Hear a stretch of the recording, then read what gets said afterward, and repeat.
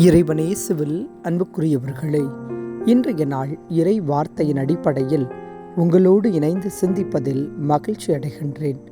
இன்றைய இறை வார்த்தையானது தனது பணிக்கென கடவுள் சவுலை தேர்ந்தெடுப்பதையும், சவுல் பவுலாக மாறி ஆண்டவர் இயேசுவின் நற்செய்தியை பிற இனத்தாருக்கு அறிவிக்கின்ற மிகப்பெரிய பொறுப்பினை ஏற்றுக்கொள்வதையும் நாம் வாசிக்க கேட்கின்றோம்.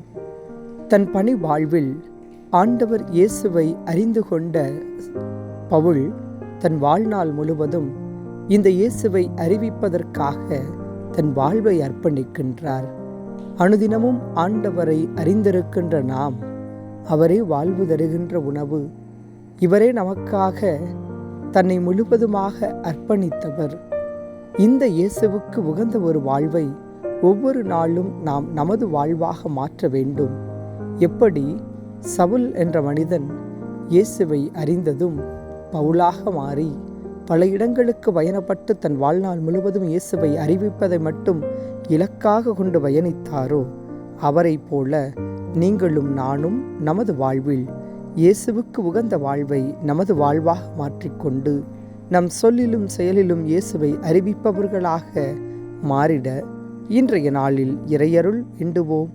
இறைவன் நம்மை தொடர்ந்து ஆசிர்வதிப்பார்.